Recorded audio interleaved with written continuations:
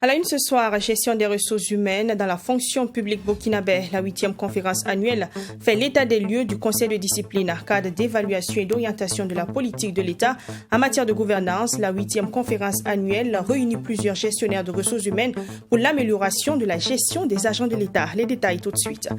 61e anniversaire de l'accession du Burkina Faso à la souveraineté internationale. Le comité d'organisation de l'événement est installé. Installation intervenue ce matin. À l'occasion, le visuel de la célébration a été également présenté. Les images tout de suite. Et enfin, sommet France-Afrique à Montpellier, des centaines de jeunes Africains ont échangé ce matin avec le président français Emmanuel Macron. Un événement inédit visant à refonder les relations entre la France et l'Afrique, très critiqué par les intellectuels africains. Bonsoir, ravi de vous retrouver ce soir encore pour un nouveau tour de l'actualité. Avec un effectif global de 216 029 agents, à la date du 31 décembre 2020, la bonne gestion des ressources humaines est un défi pour l'administration publique burkinabé. Conscients de ces enjeux, les différents acteurs de gestion des agents de l'État étaient réunis aujourd'hui dans la matinée pour se donner des idées et améliorer leurs prestations. Ce cadre d'échange est dénommé Conférence annuelle de gestion des ressources humaines. Il est à sa 8e édition et est organisé par le ministère de la fonction publique, du travail et de la protection sociale. Serge Kaboré, premier reportage de ce 20h. Cadre d'évaluation et d'orientation de la politique de l'État en matière de gouvernance administrative, de gestion des ressources humaines publiques et de gestion des charges budgétaires y afférentes, la conférence annuelle de gestion des ressources humaines s'est ouverte ce vendredi. Conseil de discipline, état des lieux et perspectives, c'est sous ce thème que les différents acteurs du ministère de la fonction publique, du travail et de la protection sociale mènent les réflexions. Vous savez que lorsqu'on regarde aujourd'hui notre administration publique, le constat le plus basique qu'on fait, c'est la montée, c'est la recrudescence de l'indiscipline dans tous ses pans.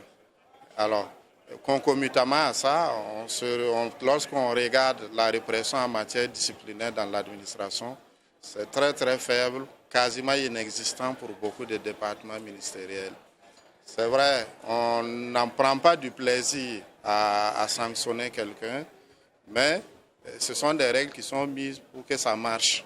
La question de l'obligation de secret et de discrétion professionnelle sera également abordée au cours de cette conférence. En un clic, quelqu'un peut toucher des millions de personnes avec une information. Ce qui n'était pas le cas il y a longtemps. On avait des agents de liaison qui ne savaient même pas lire. Ça veut dire que même s'ils voient une correspondance, ils ne savent pas de quoi il s'agit. Et même s'ils détenaient un secret, ils avaient du mal à toucher 100 personnes. Mais aujourd'hui, nous sommes dans une nouvelle ère qu'il faut prendre en compte dans nos façons de faire, dans nos façons de traiter l'information administrative. Au-delà des réflexions centrales qui se mènent sur le conseil de discipline, la question du traitement des actes de carrière des agents publics revêt d'un intérêt pour le chef du gouvernement, patron de cette conférence annuelle. Ce que nous attendons de cette conférence, c'est qu'un certain nombre de règles puissent être revisitées et que les agents de l'État puissent s'en inspirer dans l'exercice de leurs fonctions. Vous savez très bien que nous avons un certain nombre de dérives sur le terrain, des détournements, de la concussion, du harcèlement, et un certain nombre de comportements qui ne font pas honneur à l'État. Vous savez très bien que beaucoup d'agents ont des dossiers qui ne sont pas à jour, il y a un manque à gagner et cela constitue donc des troubles et n'encourage pas les agents publics sur le terrain. Donc nous souhaitons que ces questions également soient revisitées afin qu'on puisse trouver un process très accéléré et efficace qui permette aux agents publics d'avoir une situation claire de leur carrière. Instituée depuis 2009, la 8e conférence annuelle de gestion des ressources humaines se tient à un moment où le contexte politique et socio-économique impose la redéfinition des bases du vivre ensemble. 61e anniversaire de l'indépendance du Burkina Faso, c'est Ziaré dans le plateau central qui a l'honneur cette année 2021. La célébration se tiendra le 11 décembre prochain et à une 60aine de jours de ce rendez-vous, le comité d'organisation a été installé. Composé de 12 commissions, le comité travaillera à la réalisation des volets événementiels de cette commémoration. Le visuel de la célébration de l'accession du Burkina Faso à la souveraineté internationale a été également présenté ce 8 octobre 2021. Le point avec Mickaël Toukri. Le concept proposé par ce visuel met en valeur les mécanismes de tradition de gestion des conflits dans la société burkinabé, composé de plusieurs signes, dont une main qui tend une calebasse, une colombe, pour ne citer que ces symboles, interpellent à plus d'attention pour la préservation de la cohésion sociale et engager le processus de réconciliation nationale. Une cérémonie qui a eu aussi pour point d'honneur l'installation du comité d'organisation de la commémoration du 11 décembre 2021. Le comité national d'organisation est la structure complexe et composée d'une douzaine de commissions qui va travailler à la réalisation donc, de tous les volets de l'événementiel, c'est-à-dire tout ce qui est lié à la réalisation de l'événement. Donc des commissions qui allient aussi bien des structures civiles que des structures militaires. Comme vous le savez, il y a certaines activités qui sont directement gérées par les structures militaires comme la parade, le défilé qui est organisé par l'armée. Autre symbole visible sur ce visuel, le barrage de Ziga, principale source de ravitaillement en eau pour la capitale et ses environs. Un barrage situé dans le plateau central, véritable atout pour la production de cultures maraîchères. Plusieurs éléments attractifs du plateau central sont mis en valeur, comme le musée de Manega, le site de culture sur granit de Loango. C'est une région du plateau central riche en diversité culturelle qui sera valorisée à ce 11 décembre 2021. Qui sont décrits par ce visuel rentrent dans le cadre des questions de paix, de réconciliation, de cohésion, mais en prenant en compte aussi les caractéristiques culturelles de la région du plateau central. Cela aussi est important. Je rappelle que l'idée même qui a conduit à commémorer la fête nationale dans les régions, c'est pour pouvoir valoriser aussi les potentialités et les richesses économiques et culturelles, sociales de nos régions. Donc cette année, vous allez voir que le visuel est empreint d'un certain nombre de richesses, d'éléments culturels de la région du plateau central. Le 11 décembre, édition 2021, le dernier de la série des célébrations tournantes au Burkina Faso va se tenir sous le thème « Réconciliation nationale et cohésion sociale, devoirs et responsabilités de tous pour un développement durable au Burkina Faso ». Et justement, cette cérémonie d'installation, la question de l'avancement du niveau de réalisation des infrastructures entrant dans le cadre du 11 décembre 2021 a été posée au ministre Clément Sawadgo. Dans sa réponse, le ministre d'État, ministre en charge de l'administration territoriale, s'est voulu rassurant. Les choses avancent bien et tout sera fin prêt pour le 11 décembre, a-t-il affirmé. Le ministre Clément Sawadgo a également réagi aux propos de certains citoyens qui estiment que la célébration ne devrait pas avoir lieu au vu de la situation sécurité actuelle du pays. Je vous propose la réaction du ministre Clément Sawadgo en quelques secondes. C'est déjà fait. Il y a un certain nombre de ministères qui sont à pied d'œuvre et qui veillent à ce que tous les chantiers programmés se déroulent dans les meilleures conditions. À l'heure que nous sommes, on peut dire qu'on a vraiment beaucoup avancé. Nous n'avons aucune inquiétude sur la disponibilité à bonne date des infrastructures qui entrent dans le cadre même des activités de la commémoration. Vous voyez, par exemple, la cité des forces vives, c'est très bien, on va le faire, mais elle ne rentre pas en tant que telle dans les activités. Par contre, la place de la Nation, la salle polyvalente, l'axe du défilé, les différents axes bitumés rentrent directement dans les activités. Donc, pour ces volets qui entrent directement, nous n'avons aucune inquiétude les choses se déroulent normalement. C'est une commémoration de l'indépendance de notre pays, de l'accession de notre pays à la souveraineté nationale et internationale. Et donc, c'est l'occasion aussi de célébrer l'honneur et la dignité de notre nation. C'est pourquoi on ne peut pas faire l'économie de cet événement. Et c'est l'occasion, par ailleurs aussi, comme je le disais, de valoriser une région, de valoriser des potentialités, de mettre en évidence ces potentialités-là et donc d'impulser un tant soit peu le développement de cette région. Donc, quel que soit l'angle sur lequel on prend la question, on peut répondre aisément que cette commémoration reste d'actualité. Nous devons la faire, nous devons la réussir parce que cela participe aussi à consolider notre nation et à mettre aussi tous les Burkinabés d'accord autour de l'essentiel et autour de ce thème qui est également un thème capital. Voilà, le ministre Clément Sawadgo était au micro de Michael Tougri. Dans la suite de cette édition, éducation, le ministre en charge du secteur, le professeur Stanislas Ouaro, a effectué hier 7 octobre une visite d'infrastructures scolaires dans la région du Centre-Est.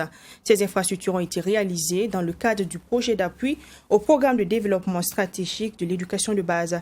Et c'est une visite qui a permis au ministre de constater les réalisations et les mécanismes pour garantir la qualité des infrastructures réalisées. Abdourahmane.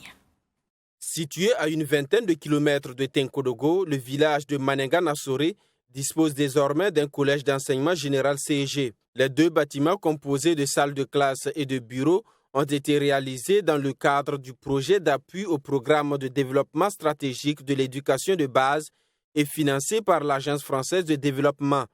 Le village de Nakaba, dans la commune de Baskouré, province du Kouretenga, a également bénéficié de 2 bâtiments de salles de classe et un bâtiment administratif. Après avoir visité ces 2 écoles, le ministre de l'Éducation nationale se félicite d'avoir répondu aux doléances des populations des localités bénéficiaires. Nous avons réalisé avec cet appui 141 salles de classe, des blocs de latrines, des bibliothèques, des bureaux, l'administration dans un certain nombre d'endroits et des forages aussi et même un AEPS. Et donc je suis venu visiter pour m'assurer effectivement que les objectifs ont été atteints. J'ai vu de visu ce qui s'est passé, je suis très heureux et très heureux que le projet ait été conduit à terme et que nous pourrons donc dans quelques jours dire merci au donateur qui est la France. L'innovation dans ces réalisations est la création d'un comité local de projet composé de ressortissants de la localité. Il est chargé de veiller sur le respect des normes de construction pour garantir la qualité des infrastructures. Ils ont bénéficié d'une formation qui leur permet de savoir quels sont donc les b.a.-ba de construction. Par exemple, dans la confection des parpaings ou des briques, on leur explique par exemple quelle est la qualité de ciment qu'il faut déjà. Et pour un sac de ciment, il ne faut pas plus de 35 parpaings, 35 briques. Et que ces briques-là doivent être confectionnées par exemple à l'ombre et qu'elles doivent être arrosées pendant une dizaine de jours, matin et soir, avant leur utilisation. Et pour les fondations aussi, ce qui doit être fait, etc. Donc tout ça permet donc à la communauté de suivre au fur et à mesure et d'attirer l'attention des responsables de projet sur des malfaçons éventuelles. Et ça a eu pour avantage, vous avez vu avec moi, la réalisation d'infrastructures de qualité. Et cette expérience-là doit être maintenant mise à l'échelle, si nous voulons demain qu'il n'y ait plus justement de malfaçons. Notons que ce projet financé par l'AFD a permis la réalisation de 141 salles de classe dans les régions du centre-est, du centre et du centre-nord. Après cette visite dans la région du centre-est, la cérémonie officielle d'inauguration de ces infrastructures est prévue pour le 9 octobre prochain dans la région du centre-nord. Deuxième édition du Salon international du Karité de Ouagadougou-Siko. Elle se tient concomitamment avec la conférence nationale Karité CNK 2021. La cérémonie d'ouverture est intervenue le jeudi 7 octobre 2021. Hier donc à Ouagadougou. Cette édition refermera ses portes demain 9 octobre. La mission commune de ces 2 filières de Karité, le Siko et le CNK, est de faire la promotion des produits du Karité en Afrique et dans le monde. À noter que le Karité est le 6e produit le plus exporté au Burkina Faso. Il contribue à environ 5 milliards de francs CFA au PIB. Faire de la transformation des produits de qualité un des principaux leviers de création d'emplois et de lutte contre la pauvreté des femmes et de jeunes en contexte de Covid-19, tel est le thème de cette deuxième édition du Salon international du Karité de Ouagadougou, SICO, et de la Conférence nationale du Karité. Selon le ministre en charge de l'Environnement, Siméon Sawadgo, représentant du président du Faso, à cette cérémonie, le développement de l'avantage compétitif passe entre autres par le relèvement des défis de la gestion durable de la ressource arbre à karité afin de promouvoir le karité non seulement sur le plan national ainsi qu'au plan international. Nous devons travailler aujourd'hui à relever le défi, à faire en sorte que cette production, dont la demande au niveau international est devenue de plus en plus forte, non seulement pour les cosmétiques, mais également pour l'alimentaire. Et surtout qu'au niveau de l'Europe, il a été acté que nous puissions introduire le beurre de qualité dans la production du chocolat. Ça veut dire qu'il y a un élément très important. Donc nous sommes en train de travailler avec le ministère en charge de l'environnement, le ministère en charge de la recherche, pour voir si on peut augmenter le parc donc, de qualité. Le président de l'interprofession de la table filière Karité, Théophane Bougman, invite tous les acteurs à une réflexion profonde sur le mode et habitudes de consommation. Toute chose qui contribuera, selon ce dernier, à accroître la demande au plan national. Si dans chaque foyer, on consomme 1 kg de beurre de qualité, il y a des devises de l'ordre de plus de 10 milliards qui vont rester dans les caisses de l'État, dans les caisses de notre pays. Et il y a au moins 1 milliard qui vont revenir aux femmes rurales. Le qualité a un potentiel inestimable. Tout se consomme dans le qualité. Depuis la fleur jusqu'à la racine, jusqu'au tronc, tout se consomme et tout est bon. Le Salon international du Karité de Ouagadougou se veut une vitrine pour l'industrie du karité et une plateforme de promotion des acteurs. Awa Koulibaly, communément appelée Tanti Rebecca, participe à cette deuxième édition du SICO. Quand on regarde ici, c'est le beurre de karité, mais on doit tartiner le pain pour manger. Ça, c'est comme le pain. C'est comme le beurre du président. Chez moi, là, c'est Képé. La femme battante, la femme forte. C'est donc que j'ai donné à mon. Et j'ai aussi de la pommade à base de beurre de karité. Et il y a la crème aussi à base de beurre de karité. Et nous avons aussi de l'essence de piment qui est extrait avec le beurre de karité. Notons que le Burkina Faso est le premier producteur de la matière première karité en exportation. Ainsi, la filière karité a contribué en 2011 au produit intérieur brut PIB à hauteur de 0,60%, évalué à environ 5 milliards de francs CFA. Parlons économie dans ce journal avec la 7e édition de la GEB, entendez simplement Journée économique du Burkina Faso. Cette édition a débuté hier et prend fin aujourd'hui. Il s'agit d'un rendez-vous d'affaires qui s'inscrit dans la dynamique de consolidation des relations économiques et commerciales entre le Burkina Faso et le reste du monde. Ces journées se sont matérialisées par des rencontres B2B entre les hommes d'affaires et entre le gouvernement et les investisseurs nationaux et internationaux. Yassine Sawadou. Les journées économiques du Burkina Faso sont une occasion d'interaction avec les partenaires étrangers et surtout les opportunités de partenariat. Le thème « Stratégie de relance de l'économie burkinabé, quelle opportunité pour les investisseurs » permettra aux participants de réfléchir sur la question de l'émergence économique. Les journées économiques du Burkina constituent une activité qui permet d'offrir un cadre de partenariat aux entreprises burkinabées avec des pays qui ont été préalablement sélectionnés en fonction de leur potentialité. Nous avons également les opportunités d'investissement et les potentialités économiques qui sont présentées aux participants pour leur traduire comment ils peuvent saisir ces opportunités-là pour venir en tout cas créer des entreprises au niveau du Burkina pour contribuer en tout cas au développement économique et social. Ces journées économiques du Burkina Faso ont pour patron Christophe Dabiré, Premier ministre, représenté à cette cérémonie. Les souhaits sont qu'à la fin de ces journées économiques, d'autres partenaires puissent être mobilisés. Il y a des pays hôtes qui ont été identifiés, qui ont mis en place des salles appelées Jebroom, dans lesquelles les investisseurs qui sont intéressés justement de participer à ces échanges peuvent s'installer et pouvoir participer au débat.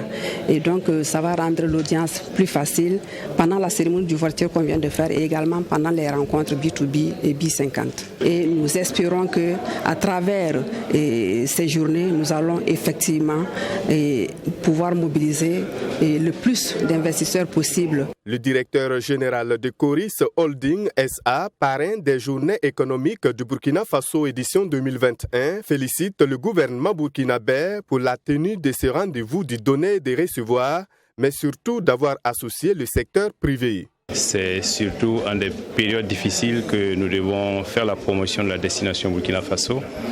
Et aujourd'hui, dans cette période de pandémie et de sécurité difficile, on aurait pu dire qu'il ne faut plus faire la promotion. Mais c'est surtout maintenant que nous devons faire la promotion et en démontrant notre capacité à tenir quand même ces GEB malgré le contexte est une excellente chose. Et nous avons tenu à accompagner cette édition 2021. Et je tiens à remercier le gouvernement de Burkina Faso d'avoir bien voulu faciliter la tenue de ces journées, mais d'associer le secteur privé. Rappelons que la 7e édition des journées économiques a pour pays hôtes la Belgique, le Luxembourg, le Brésil, l'Italie, la Russie et la Turquie. Et la première édition a eu lieu en 2001 à Paris. Parlons cyclisme, notamment de la 33e édition du Tour international du Faso. Cette édition se tiendra du 29 octobre au 7 novembre 2021. Le comité d'organisation est déjà au four et au moulin pour la réussite de la compétition. Et dans cette dynamique, il reçoit du soutien de la Loterie nationale burkinabé. La nationale des Jeux du hasard a décidé de parrainer le maillot jaune du Tour et l'équipe nationale B. Elle offre en effet 150 millions de francs CFA au ministère des Sports et des Loisirs. Somme remise à travers une signature de convention hier jeudi dans la matinée. Assami Tiamtori. Reporté l'année dernière à cause du coronavirus, le Tour international du Faso aura lieu cette année. À moins d'un mois de ce grand événement, la nationale du jeu du hasard apporte une main forte au ministère des Sports et des Loisirs. 150 millions de francs CFA pour aider le ministère à boucler le budget estimé à 500 millions de francs CFA. Et la LONAB, en tant qu'entreprise citoyenne, a toujours accompagné les grands événements nationaux et le Tour du Faso est vraiment un événement majeur au niveau du sport et la LONAB ne saurait être en reste de cet événement-là. Il faut dire aussi que la LONAB, dans son plan stratégique, a défini un axe qui est carrément consacré à l'accroissement de la responsabilité sociétale de l'entreprise et nous, en faisant cette action, nous nous inscrivons en droite ligne de cet accroissement de la responsabilité sociétale parce que nous sommes une entreprise, une société d'État qui entend promouvoir, en tout cas autant que faire se peut, le sport et le cyclisme en particulier. L'objectif du ministère des Sports et des Loisirs est de pouvoir boucler le budget avant le démarrage du Tour du Faso. Et pour pouvoir terminer également cette édition sans ardoise, l'apport de la LONAB est très important selon le ministre des Sports. Il rassure par ailleurs que la totalité du budget sera réunie dans les jours à venir. Nous tenons à boucler le budget en totalité avant le début du Tour. De manière à ce qu'à la fin du Tour, c'est juste vous faire le bilan et les questions de dettes et autres qui ont jalonné l'existence du Tour doivent revenir au passé. C'est donc avec très grande joie que nous accueillons le geste de la LONAB aujourd'hui qui nous permet de remplir une partie donc de ce budget que nous avons concocté et qui tourne autour de 500 millions. Et aujourd'hui, avec ces 150 millions, le président du comité d'organisation peut être très ravi parce que pratiquement son budget est en train d'être rempli. Et nous avons bon espoir que d'ici la semaine prochaine, on pourra vous confirmer que la totalité du budget est déposée au niveau de la Banque commerciale du Burkina, qui est la banque partenaire du Tour, et que maintenant, ça sera l'exécution de ce budget qui sera à l'ordre du jour. Cette signature de convention entre le ministère des Sports et des Loisirs et la LONAB marque le début des travaux du comité d'organisation de cette 33e édition du Tour international du Faso. La dernière conférence de presse sur le Tour est prévue se tenir le 19 octobre prochain. FESPACO 2021, l'activité démarre dans exactement 8 jours et le comité reçoit toujours du soutien de la part de ses partenaires. L'ambassade des États-Unis d'Amérique au Burkina Faso a remis hier, jeudi 7 octobre 2021, un lot de matériel au FESPACO, ce dont a pour but d'accompagner la tenue de la Biennale du cinéma africain et faciliter surtout les projections. Le coût du matériel s'élève à environ 16 millions de francs CFA. Mamidri Anakamabou. Ce don de matériel sonore et cinématographique témoigne une fois de plus l'engagement du pays de l'oncle Sam pour le développement et la formation des réalisateurs et acteurs burkinabés. Pour l'ambassadrice des États-Unis au Burkina Faso, le cinéma n'est pas uniquement qu'un moyen de faire rêver le public, c'est aussi un canal artistique qui permet de partager des histoires communes à travers le regard du réalisateur, d'où la nécessité de ce don à quelques jours de l'ouverture des festivités du FESPACO. Nous sommes très contents que nous pouvons donner ce soutien et faire un partenariat avec le FESPACO et avec, nous appelons ça la diplomatie culturelle. Et nous sommes très contents qu'aujourd'hui nous avons pu venir voir les préparations pour cette grande fête de la culture burkinabé et africaine et que nous pouvons donner l'équipement pour soutenir la fête. Le présent soutien va faciliter la diffusion et la projection de plus de 200 films. Occasion pour le délégué général du FESPACO de remercier les États-Unis pour avoir pensé à soutenir la fête du 7e art africain. Une fois de plus, nous nous réjouissons de ce grand soutien de l'ambassade des États-Unis au Burkina Faso. Vous savez que pour voir des films dans de très bonnes conditions, et vu l'état aussi de quelques salles de cinéma de Ouaga, le soutien avec ce matériel vient à point nommé parce que nous avons vraiment besoin et ça va nous permettre vraiment de pouvoir présenter au public, aux professionnels, à tous les spectateurs qui viendront pendant le FESPACO les 281 films que nous avons sélectionnés. Nous tenons une fois de plus à remercier l'ambassade des États-Unis pour ce grand soutien. Et pour réitérer la participation des États-Unis à la 27e édition du FESPACO, la représentante des Américains au Burkina Faso a rassuré qu'elle va mobiliser les acteurs du cinéma d'Afrique et des États-Unis pour des échanges. Ceci dans le but de contribuer au partage des connaissances et enseignements importants sur l'industrie cinématographique indépendante et contemporaine. Une visite de la Cinémathèque a mis fin à cette cérémonie. Culture Cinéma, le réalisateur Issa Traoré de Brahima présente sa toute dernière sortie cinématographique. Tamadjan ou l'Odyssée, c'est le titre du tout nouveau long métrage du réalisateur. Le film traite de la préservation de l'environnement à travers les gestes au quotidien. Tamadjan ou l'Odyssée est un film d'1h40 qui mobilise de nombreuses compétences cinématographiques du pays afin de réussir à changer les mentalités et à inciter à la protection de l'environnement. Il fait son apparition à quelques jours de l'ouverture de la 27e édition du FESPACO. L'avant-première du film Tamadjan a été diffusée hier dans l'après-midi. Je vous propose de découvrir l'œuvre cinématographique avec Ami Valiant et Serge Kabouré dans ce reportage. Tamadjan ou l'Odyssée est un film qui traite de l'épineuse question de la pollution de l'environnement et de la gestion des déchets plastiques non biodégradables. La trame de l'histoire s'est construite autour de la vie de couple de Julien, vétérinaire de profession, et de Assitan, son épouse. Un jour, un sac plastique transporté par le vent atterrit dans la cour de Assitan. Cette dernière, après utilisation, se débarrasse du sac qui, comme plusieurs autres milliers de sachets plastiques au destin inconnu, va circuler de main en main ou voyager selon le caprice du vent et des eaux de pluie. Selon le réalisateur Issa Traoré de Brahima, ce film se veut un outil de sensibilisation de la population sur la préservation de l'environnement et les méfaits du changement climatique. La morale, c'est avoir un environnement sain, ne pas jeter les sachets et prendre soin de notre environnement parce que les déchets sont des objets toxiques qui polluent l'environnement. Et voilà, donc j'ai traité du sujet de sachets plastiques dans notre quotidien. C'est-à-dire il faut que nous prenions soin que, par exemple, on ne jette pas les sachets n'importe comment, qu'on les gère très bien. Toujours selon le réalisateur, les sacs plastiques facilitent la vie, mais peuvent également constituer un danger pour l'homme et son environnement. Et la sensibilisation sur ce problème environnemental est toujours d'actualité.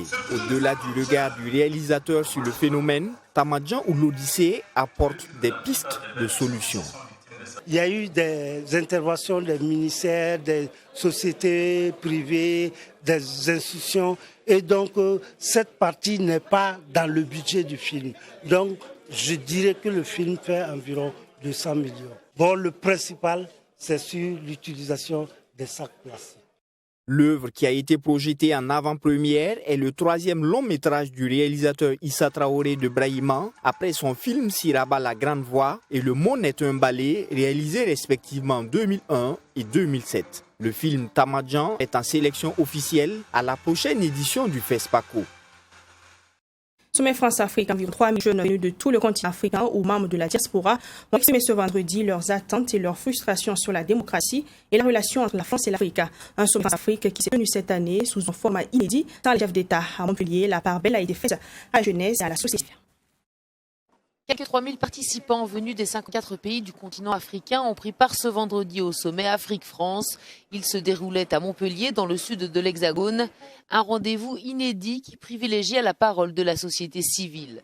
Objectif de cette 28e édition, porter un regard neuf sur la relation entre l'Afrique et la France et offrir un nouveau cadre de réflexion. C'est une politique très stratégique, très intéressante qui va forcément porter des fruits. Et là, vraiment, c'est plus intéressant que par le passé. Au cœur des discussions, la recherche et l'innovation, mais également la culture ou encore l'entrepreneuriat. Aussi, l'héritage et la politique des visas, entre autres. Sur tous ces thèmes, les attentes des participants étaient nombreuses. Et les attentes, c'est que justement se libère une parole neuve. Et aussi qu'on tourne un certain nombre de pages historiques qui, c'est bien normal, ont laissé des traumatismes. Mais enfin, là, vous avez une moyenne d'âge des 1000 participants qui doit être 20 ans de moins que les réunions internationales habituelles. Et donc, ce sont des gens qui vont, dans leur vie, dans leur carrière, dans leur création, qui vont, pendant les décennies qui viennent, jusqu'à la fin du XXIe siècle, imprimer leur marque. Largement évoqué aussi au sommet de Montpellier, le sport, un levier encore peu sollicité.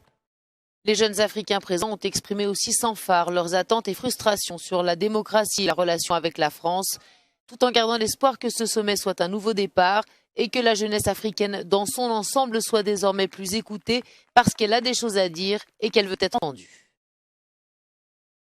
On est vraiment là pour partager nos visions communes, tous les acteurs de l'Afrique et de la diaspora, de façon à faire qu'un en fait pour l'avenir et le développement de l'Afrique. Pour nous, c'est le sport. Donc voilà, ça nous tient à cœur que le sport africain puisse s'émanciper, et notamment à travers les jeunes femmes et les jeunes filles. Aucun chef d'État africain n'avait été convié à ce sommet. Et puis cette information a dû terminer l'éliminatoire de la Coupe du Monde Qatar 2000. Et la fin de cette édition. Merci de l'avoir suivi. Je vous retrouve demain à la même heure au nouveau journal. Portez-vous bien. Bonsoir.